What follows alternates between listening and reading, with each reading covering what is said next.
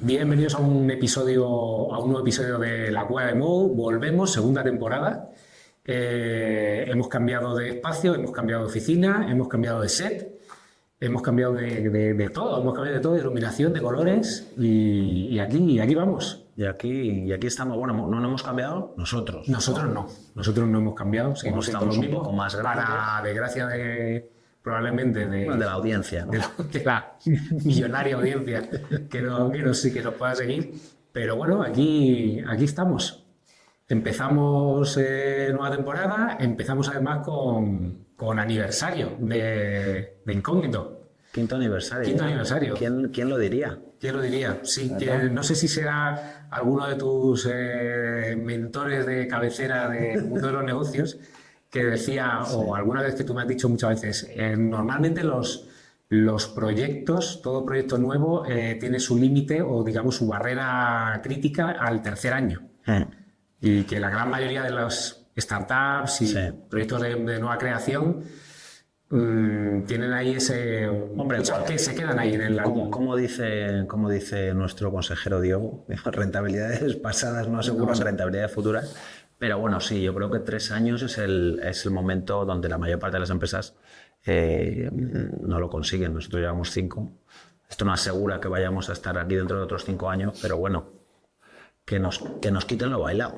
Nosotros queremos creer que sí, ¿no? Que vamos a 5 y 10 y 15 y lo que hagan falta. Hombre, el otro día lo hablábamos, ¿no? O sea, que es un poco milagroso tener, sobre todo conociéndonos.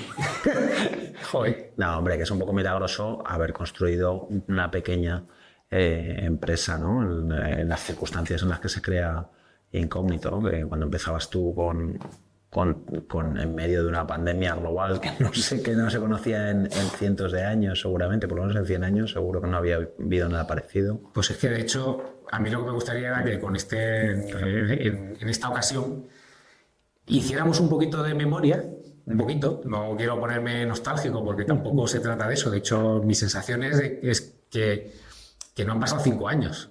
Tengo la sensación que han pasado mucho más. No sé, como que han pasado muchas cosas. Pero intentar aprovechar ahora que todavía tenemos un poco de memoria, creo, y hacer un poco de mirada hacia atrás y proyectarnos un poco al futuro. Tú decías ahora, claro, esto arranca... Sí. Se arrancó con una pandemia, literalmente. O sea, proyecto yo creo que estaba en primeros pasos realmente, papeleo y demás, enero de 2020. Si no recuerdo mal, creo que estábamos firmando primer contrato, primer cliente, probablemente un 6 de marzo. Voy a tirarme el pisto porque... Tal que sé quién te lo puede rebatir. ¿Quién me lo puede rebatir? ¿El registro mercantil, Hacienda? No lo sabemos. 6 de marzo firmando con el primer cliente y 7 días después estaba decretando un confinamiento. Ese es el escenario. Pero bueno, yo creo que eso en el caso de Incógnito yo creo que puede ser una ventaja, ¿no? O sea, tú que lo viviste, o sea, quiero decir, normalmente cuando uno en el mundo de hace 5 años, lo que pensábamos todos o cualquiera que montaba una agencia de marketing, una agencia de comunicación, era bueno, pues a ver, primero monto la estructura empresarial, la estructura societaria, cómo se pagan impuestos, cómo busco clientes, busco una oficina, busco gente. Entonces, supongo, no sé tú cómo lo ves que estabas allí de primera mano, pero el primer momento es como te quita una variable que es un gasto. O sea, es un gasto y una limitación también, que es, no tengo que tener una oficina física porque total, nadie puede ir a acudir a ella. Sí, de hecho, mi sensación es que en un escenario en el que teóricamente la manera de competir en nuestro sector requiere de tantos elementos que se den de manera combinada, no solamente tu experiencia, tu conocimiento de un sector, tu habilidad con una serie de servicios, sino también de qué te rodeas, qué equipo tienes, qué recursos tienes la oficina y las instalaciones, en muchos casos es un recurso, y es algo más, es también un escaparate. Sí, sí. Para muchas empresas es una garantía o un elemento de confianza, ¿no? Sí. Si veo que más o menos te rodeas de un espacio que te da una apariencia determinada, tal vez sea porque no es que seas una apariencia, sino que realmente eres así, ¿no? Y en ese escenario borramos buena parte de esos elementos, lo único que queda es gente, conocimiento, en un entorno que nadie ha manejado antes, y por lo tanto es como si se hubieran allanado las cosas. Mi sensación entonces era que realmente podías competir. Sí. No digo, a ver, quiero ser realista, no digo que pudiéramos competir a primer nivel con las 10, 20, 25, 30 primeras agencias de este país en ese momento, pero casi. Sí. O sea que... Sí, y luego también una cosa que yo creo que Incógnito hizo bien en ese momento es que su huella web o su huella online sí que era homologable a agencias mucho más grandes que Incógnito, ¿no? Incógnito surgía hace 5 años como una pyme, todavía lo somos, pero había una intención clara de decir, bueno, por lo menos nuestra huella en Internet que sea homologable a cualquier otra agencia de su sector. Entonces, claro, si a eso le añades que había un impedimento físico para visitar agencias, había una necesidad evidente de transformar digitalmente las empresas y los negocios, porque claro, el marketing, igual que nosotros vimos que no hacía falta tener una oficina física, muchos de los potenciales clientes veían que no había una necesidad, o sea, había una imposibilidad de hacer un tipo de marketing, un tipo de comunicación, que era la comunicación y el marketing físicos. Entonces, todos esos presupuestos dedicados a ferias, a eventos, a folletos, a actividades físicas, claro, no digo que se derivasen al entorno web completamente ni inmediatamente, pero sí que una gran parte se derivó al entorno web porque no había otra forma de hacer marketing o comunicación, ¿no? De hecho, yo creo que eso es algo que condiciona, o en ese momento condicionó mucho la manera de desarrollar servicios en nuestro sector, porque eliminado el escenario físico, los eventos presenciales, los encuentros cara a cara, las propias reuniones con los clientes, ¿no? Una manera de estructurar los procedimientos de trabajo en los que una parte de presencialidad con el cliente, ya no digo en el entorno laboral, sino con el cliente, se ha eliminado. Entonces, tú mencionabas el tema de la digitalización. En ese momento hay cierto pánico, sí. De decir, si no me están entrando, si mis vías de generación de negocio no son de todo el abanico que hay disponible, hay 2, 3, 4, 5 formas de hacer negocio que ya no están. Eventos sectoriales, por ejemplo, el one-to-one del cliente con sus potenciales clientes a su vez, o la relación con distribuidores, o qué sé yo, dependiendo del sector, por dónde habilito negocio. Ya no es una cuestión de decir no puedo vender lo mismo porque se me ha caído parte del mercado, sino lo puedo captar igual. Y entonces todo el mundo mira a los canales digitales, y al mirar a canales digitales, algunos están preparados y otros se llevan sorpresas grandes de madre mía de mi vida, como tengo el armario desordenado. Y yo creo que además Incógnito, una de las cosas buenas que se pensaron es que ya estaba transformada digitalmente, o sea que independientemente de la pandemia, la compañía había sido pensada dentro de sus limitaciones como agencia pequeña. Ya había sido pensado un poco como para decir, vale, pues puedo hacer todo en remoto, ¿no? Puedo tener mi estructura de trabajo en remoto para que pueda trabajar todo el mundo desde donde quiera, puedo celebrar reuniones con clientes, puedo acceder a contenidos, puedo producir contenidos. Todo eso realmente no fue, como ya estaba pensado así, no fue un trauma, no hubo nada que deshacer, que a veces es más importante. Yo tengo un amigo, un antiguo mentor, que en mi anterior experiencia, que fue similar a esta, porque entré en una agencia y éramos pocos y nadie la conocía y demás, y claro, él me preguntaba ¿qué tal te va? Digo, pues mira, es que hay que crear muchas cosas de cero. Y me acuerdo que su comentario fue, bueno, mejor crear desde cero que tener que destruir y empezar en negativo. Pues entonces en este caso en Incógnito no teníamos que destruir nada, no había que cambiar el paso, ¿no? Decir, oye, que tenemos una oficina en un 5.º piso en un edificio de oficinas que nos cuesta un dineral al mes, eso no había que... Sí, además, claro, he escuchado que ahora lo que estaba pensando es en situaciones anteriores, en algunos casos muchos años atrás, en las que, pues bueno, pues también tienes que, bueno, tú has pasado por eso, por montar también una estructura de negocio, ya lo habías hecho antes. Yo recuerdo hace mucho tiempo, mucho tiempo, hace 25 años, madre mía, una pequeña redacción, una sede de redacción aquí en Madrid, para un grupo editorial que ya no existe, con el que trabajaba entonces, y bueno, pues había que, pues hubo que montar en su momento, pues la red local, Claro. el cableado, poner los ordenadores de tubo y tal. Supongo que si en aquel momento que no se podía hablar de digitalización, aunque hacíamos una web de noticias, o sea, ya en aquel momento ya teníamos una web de noticias.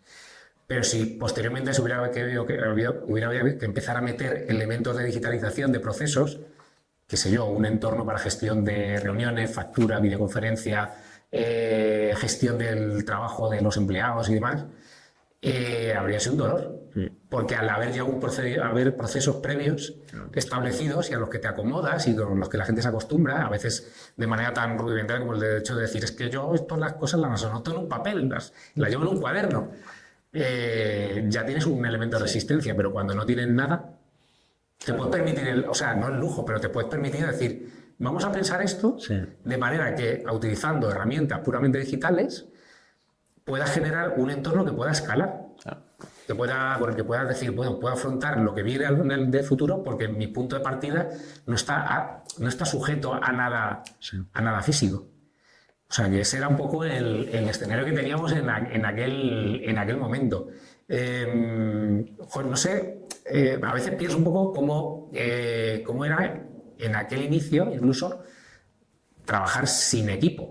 O sea, sin un equipo asentado dentro de una estructura concreta, sino que se empezó todo con colaboradores, ¿no? Con gente a distancia. Incluso la primera persona que trabajó para la agencia trabajaba a bastantes kilómetros de distancia. Y era un momento en el que yo creo que nos parecía que era bastante factible, bastante posible funcionar de esa manera, sin tener una cercanía y un contacto físico. O sea, había cosas que eran muy sostenibles por el escenario y probablemente porque al otro lado la relación con el cliente no exigía recuperar ciertas cosas o establecer determinado tipo de relaciones de trabajo, con lo cual fue lo fundamental, lo que se convierte en un elemento crítico, no solo en marzo, abril, mayo, sino que lo ha sido desde entonces hasta hoy. Para mí es una videocámara, una webcam. O sea, el tener una buena webcam y una buena conexión de audio y habernos acostumbrado a integrar ese elemento como un elemento de conexión con tu gente y con el cliente, cambia el panorama. Sí, es básico, ¿no? Es decir, ¿qué necesito si quiero montar una agencia hoy? Necesito impepinablemente un equipo de informática, un ordenador, una webcam, un equipo de sonido y cierta estructura para mover contenidos, bien sea para conseguirlos, por supuesto una conexión a internet, claro. Si no tendría sentido, pero realmente tanto que dicen de la transformación digital, que es un concepto que no es de ahora, que es de hace pues a lo mejor un par de décadas o tres, sí es cierto que ahora todo es más fácil, y las barreras de entrada para acceder a un mercado como el de las agencias de comunicación y de marketing son mucho menores. La dificultad que tiene eso, al estar las barreras de entrada muy, muy bajas, creo, me puedo equivocar, que es muy, muy, muy importante cómo hagas tu marketing, tu marca, cómo construyas el look and feel de la organización para la que trabajes, ¿no? Porque claro, los servicios en muchos casos aparentemente son homologables. ¿Cuántos concursos o licitaciones acudimos en los que siempre ha sido importante el precio, pero claro, los servicios son homologables. O sea, que realmente, ¿cómo puedes distinguir entre dos agencias? Al final, ¿qué eliges? Pues, no sé, la que lleve más tiempo en el mercado, la que tenga un case study más majo, la que te aporte las personas que te caigan mejor. No sé, son cosas así como muy, muy poco racionales. Sí, porque hasta que no pruebas el servicio realmente no sabes no lo que sabes tienes. lo que... Luego tienes que verlo por percepciones previas, si encaja contigo, con lo que está, con tus expectativas, con lo que, según lo ves, lo que te gusta, pero que antes de eso no lo habías racionalizado. Sí. Bueno, Ayer me decía una clienta, me decía, agencia grande, servicio pequeño.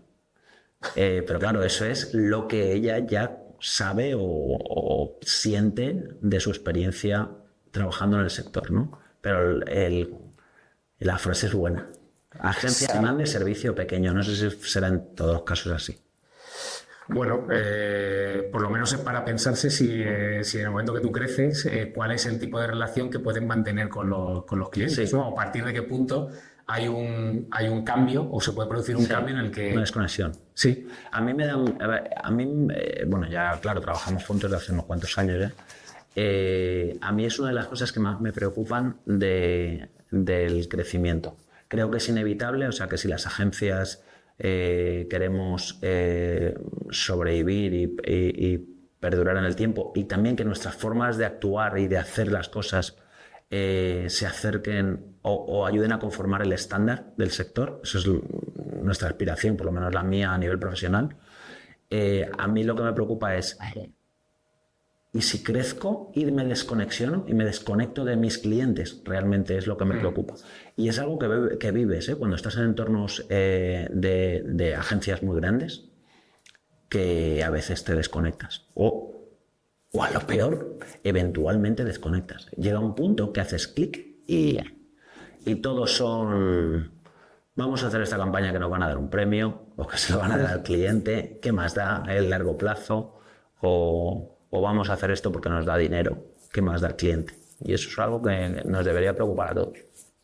Y de la misma manera que surge esa preocupación, también a mí me genera, viendo un poco el recorrido, me genera, no digo inquietud, pero que me genera bastante interés la manera en que los servicios que se prestan también evolucionan. No digo que todo el mundo, todas las agencias hayan pasado o hayamos atravesado en estos últimos 5 años exactamente la misma progresión. Quien ya estaba consolidado, venía de antes y tal, digamos que su enfoque seguramente estaba más o menos asentado y pudo aportar esos servicios de una manera u otra. Cuando nace Incógnito no hay unos servicios previos, es decir, hay que presentar un planteamiento de servicio y a lo largo de los meses, años posteriores, digamos que se va produciendo como una depuración, no porque se haga menos, sino porque se descompensa, porque inicialmente todos los servicios parten del mismo punto. Es decir, si no tengo clientes, yo te puedo decir que soy capaz de hacer 10 cosas distintas, pero de todas estoy haciendo 0. Claro. Hasta que empiezas a rodar. Y inicialmente creo que sí que era muy evidente que lo digital tiraba más, porque era lo que la principal necesidad que te abría puertas. Pero sí hemos visto cómo a no mucho tardar servicios que podríamos denominar como más convencionales dentro de la comunicación, como las relaciones públicas, PR, etcétera, y todo lo que está relacionado con eso, comunicación de crisis, por ejemplo, o aspectos, hacia adentro, la comunicación interna y demás, no solo recuperan su posición, sino que yo creo que han tenido o que están teniendo un momento muy interesante. Sí. Tenemos un compañero, ¿verdad?, de profesión que tiene una agencia, saludo Curro Soto, que dice que no hay profesionales de PR y que realmente el mundo, o sea, el sector de las PR, pues tiene carencias básicamente a la hora de dar el servicio, sobre todo en España, él habla, ¿no? Y puede que haya algo de eso, puede que estemos, o sea, creo que como sociedad vivimos un momento en el ¿cómo te digo?, de descrédito, es decir, todo lo que consumimos a nivel de información puede ser falso, potencialmente, Y como tal, pues requerimos seguramente de refuerzos a la hora de creernos una cosa u otra. A veces los refuerzos son ideológicos, que es lo que nos está pasando cuando consumimos todo tipo de contenidos, pero bueno, en redes sociales acentúa mucho eso, ¿no? Por la forma que te lo suministran. Entonces, seguramente las PR sean importantes, no es lo único que hacemos, pero sean importantes en estos tiempos porque seguramente necesitamos referentes que no estamos encontrando. Lo que no sé es si a nivel de mercado, si hablamos de PR centradas, por ejemplo, en relaciones con periodistas o relaciones institucionales, si ese mercado o esos stakeholders, esas personas que dan autoridad a la opinión o al contenido que consumes, si siguen estando allí o si siguen estando en la misma posición que estaban hace 10 años o hace 5. Eso tengo dudas. O sea, no sé si es que estamos viendo un revival de la comunicación, por ejemplo, más por deseo, por nostalgia, que porque realmente las PR nos aporten la credibilidad o los públicos se crean esas cosas que se cuentan a través de, pues eso, de stakeholders como los periodistas, por ejemplo, ¿no? Que es algo muy importante. Creo que las redacciones de los medios de comunicación hace 10 años o 15 años eran bastante más potentes que ahora. Hace poco veíamos un informe, un estudio sobre 800 o 900 periodistas en activo, sí, a los que se les hacían diferentes preguntas, un estudio muy currado, la verdad, sobre lo que ganaba un periodista en España, ¿no? O que ganaba un periodista en España, que ganaba un comunicador de una agencia comunicadora de comunicación en España, que ganaba un periodista freelance de media, la mediana, y la verdad es que los sueldos son, vamos a decir, son fácilmente superables en cualquier otro sector y actividad.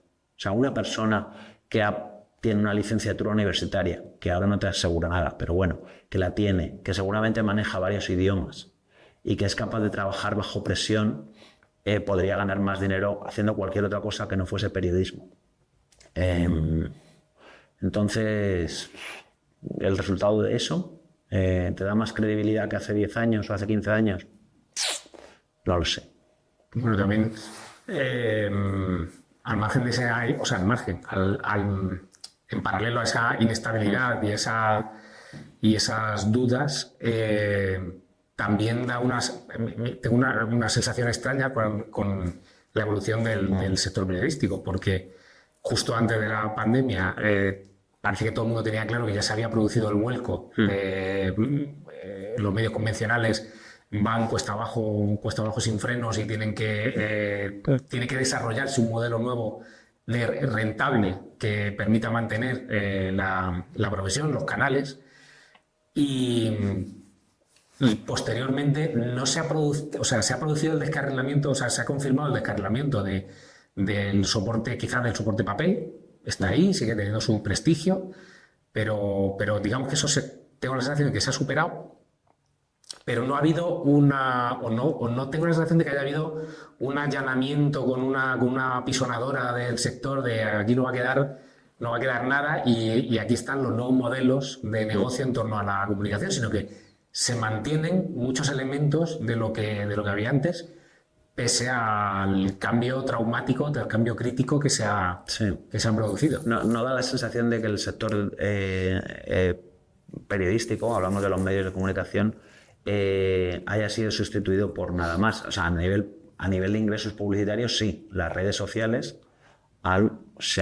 y la publicidad en Internet se ha quedado con una parte enorme del pastel mediático de los medios, de los legacy media, ¿no? Que sale en la película en Succession, ¿no? Sí. Los legacy media, ¿no? Los medios que tienen las televisiones, las radios, los periódicos y demás.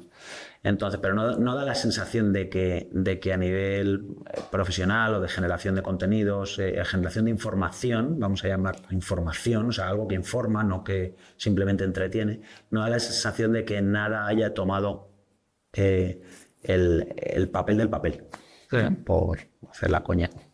Y de las agencias, ¿qué ves tú en los últimos 2-3 años como característico, paradigmático, destacable Sí, de la transformación, si es que ha habido algún tipo de transformación.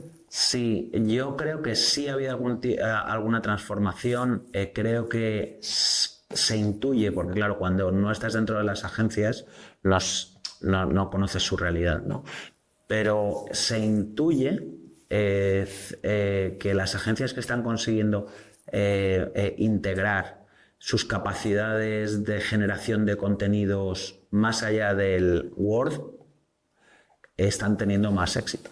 Estoy hablando de agencias, vamos a llamar, de comunicación, en un sentido muy amplio. No estoy hablando solo de relación con medios de comunicación.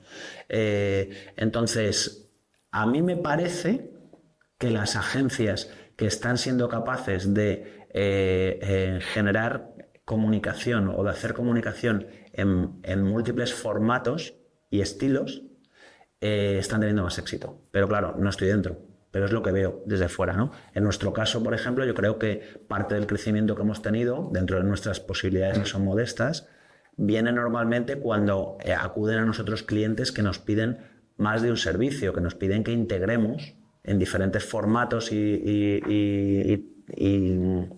técnicas, no tácticas, técnicas, diferentes servicios. Ahí es donde nosotros realmente estamos aportando valor y donde nosotros estamos más seguros y nuestros clientes también, ¿no? Cuando te dicen, a ver, esto no es solo que hagas notas de prensa o que hagas contenidos escritos, es que necesito el contenido escrito, necesito el vídeo en un nuevo canal, necesito, lógicamente, el texto.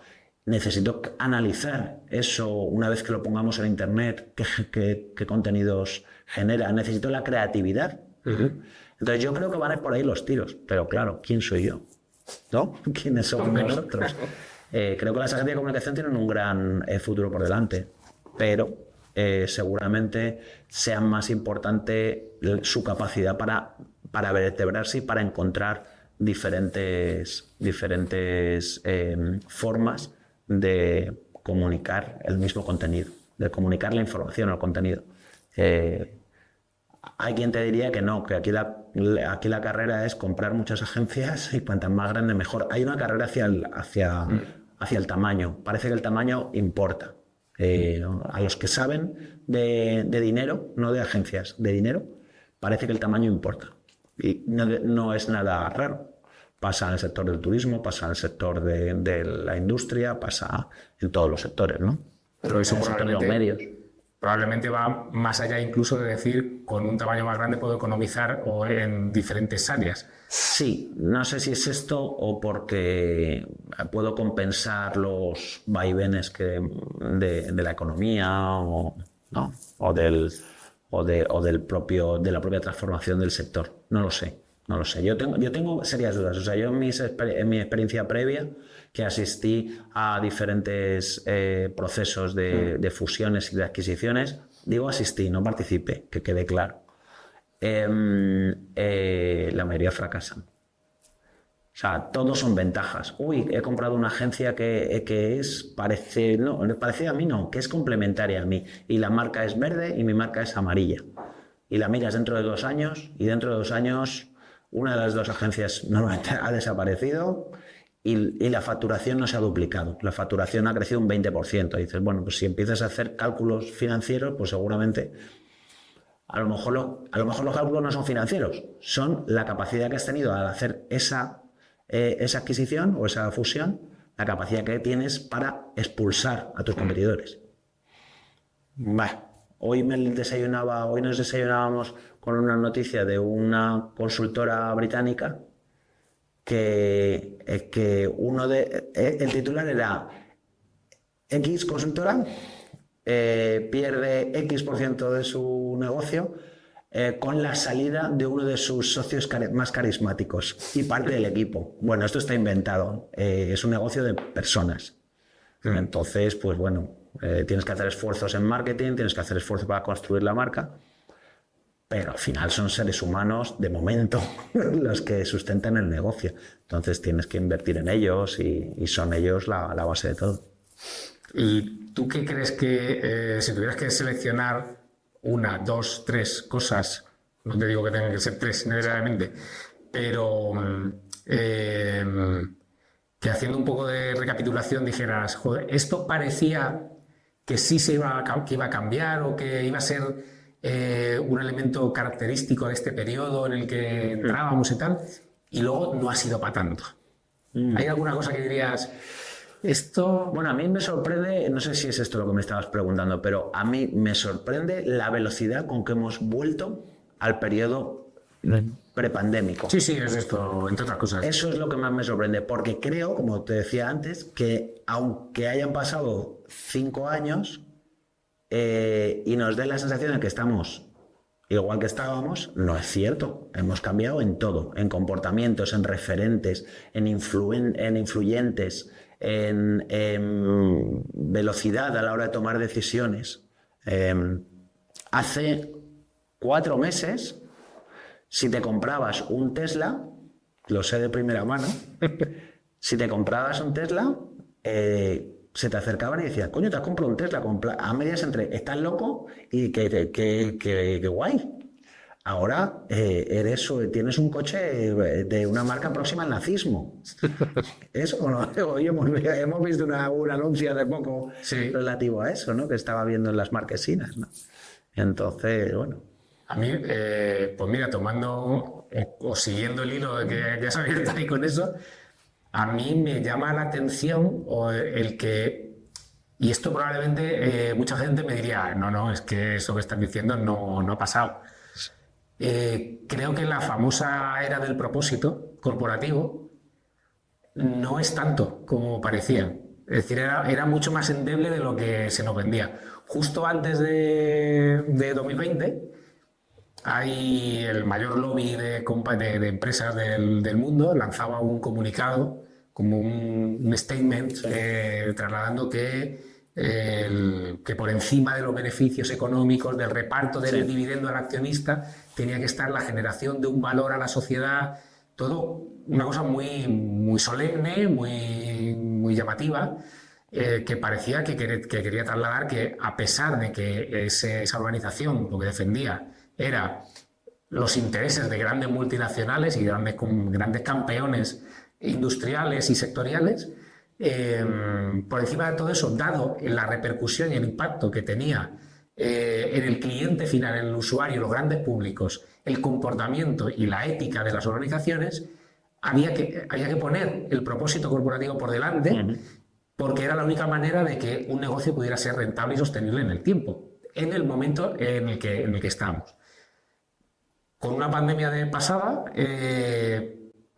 potencialmente, pues en 2020, 2021, recuerdo que había mucho interés por mostrar la solidaridad de las organizaciones, la empatía con los públicos ante un escenario de crisis y de shock, sobre todo de meneo, ¿no? de un shock de Dios mío, ¿qué está pasando? Esto no lo habíamos vivido nunca, sin ser un conflicto armado, sino que era otro tipo de escenario. Y mi percepción es que se ha ido un poco como diluyendo. Es decir, ahí sigue, ahora sí, hablamos de ESG, hablamos de sostenibilidad y está muy presente para muchas organizaciones, muchas empresas, pero parece que en el momento que, bueno, pues ahora tenemos un cambio de orden mundial. De paradigma, sí. Y dice un señor al otro lado del charco que nosotros, la administración americana, no va a trabajar con empresas que apliquen criterios de inclusión, por ejemplo. Y a la voz de ya ha habido quien ya se ha puesto las pilas y ha dicho a sus órdenes. Sí. Que tú abres el calendario de Google y el 8 de marzo ya no es una fecha reseñada, ¿no? Por ejemplo, ¿no? Es curioso, ¿no? Y dices, joder, tenía una base tan poco sólida eso como para que cuando alguien te dice, pues a mí esto no me gusta, tú digas, bueno, pues estos son mis principios, pero si no le gusta tengo otros, ¿eh? Yo te diría que sí y no. Me explico. ¿Era más marketing o más lavado de imagen que sustancia? Seguramente sí. Yo creo que seguramente sí, porque tenemos que observar a nuestra sociedad. O sea, nos hemos vuelto pues, más individualistas y con el individualismo pues, se genera menos solidaridad.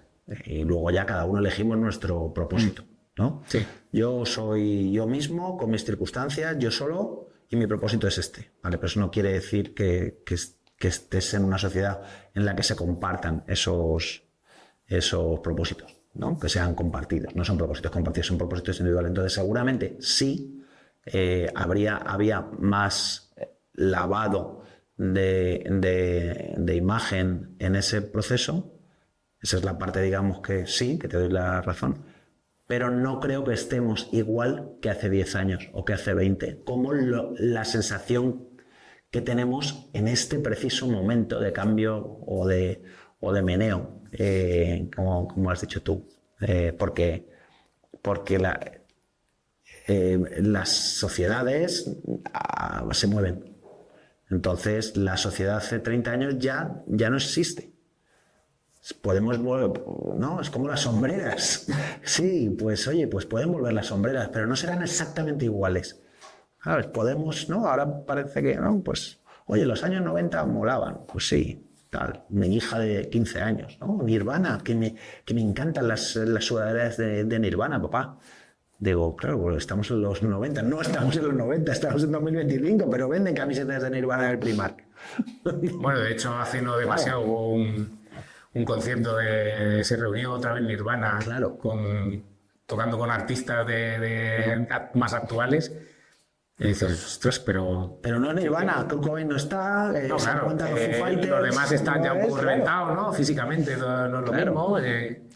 Entonces, no sé, cualquiera que hemos ido a un concierto de alguno de nuestros ídolos artísticos, musicales, hoy, hace 6 meses, hace un año, pues...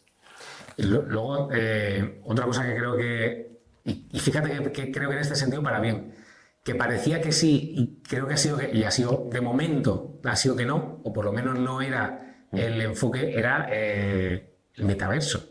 Acuérdate, que no hace tanto, ¿no? Hace 2 años y medio todavía estábamos hablando de entornos inmersivos, sí, y de trasladar a espacios 100% virtualizados la actividad empresarial. Sí. Que creo que además, cuando digo que casi me alegro de que todavía no, me refiero sobre todo a una cuestión de accesibilidad. Frente a, por ejemplo, la inteligencia artificial generativa, toda la revolución que ha supuesto en un periodo tan corto de tiempo, la ventaja que tiene frente al otro es que la sensación que tenemos, no sé si nos están robando el alma, ¿no? Con los modelos de aprendizaje de lenguajes de LLMs, pero la sensación que tenemos es puedo ser una pyme y utilizar ese tipo de recursos y además dar una utilidad directa, inmediata, sí, para mi negocio, pero un entorno, un metaverso, o como requería mucha más dedicación, mucha más potencia, y la duda de, y al otro lado me voy a encontrar a alguien, va a estar mi cliente, va a estar quién. Sí. Mira, hace poco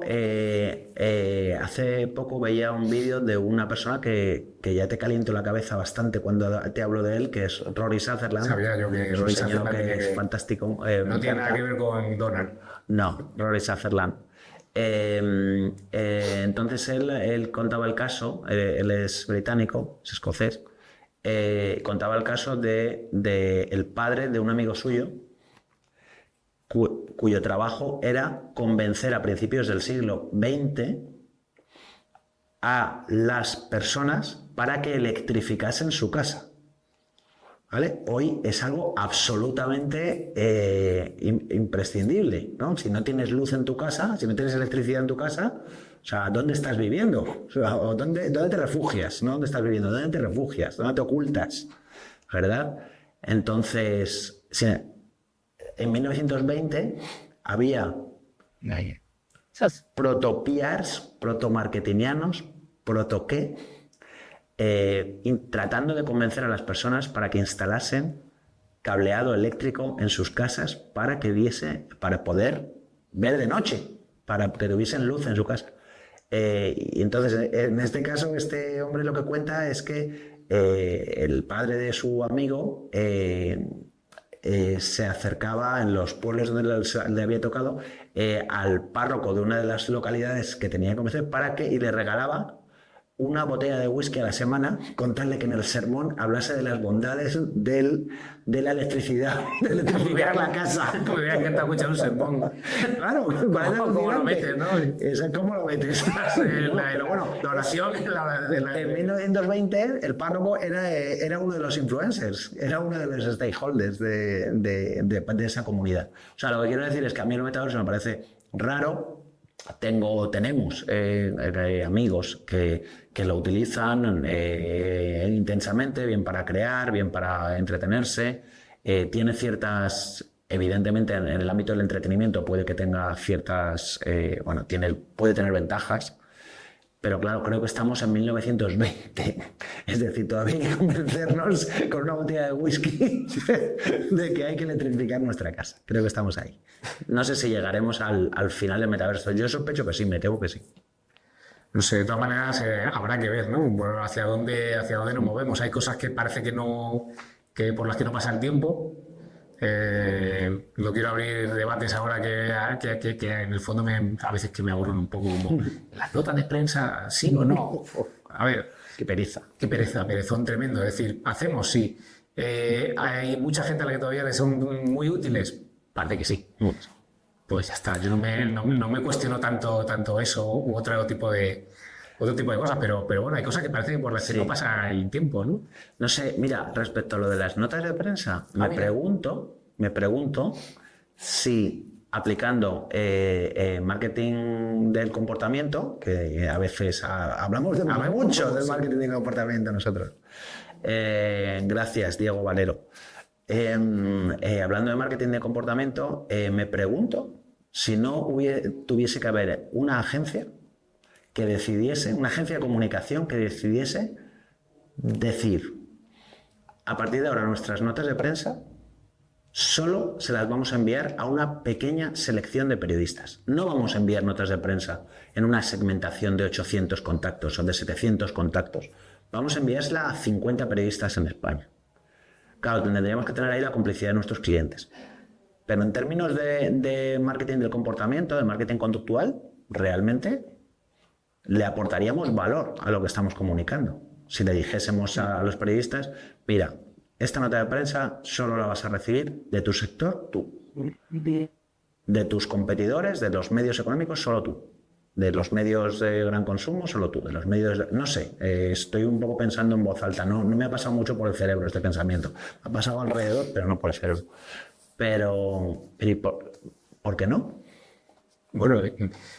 porque los clientes no nos dejarían detalles sin importancia. Y todavía no podríamos demostrar que eso da un resultado más óptimo que sí. Pero bueno, también yo que sé, hay cosas que no obedecen o que pueden obedecer a otro tipo de... Pues eso, conductualmente pueden tener un sentido.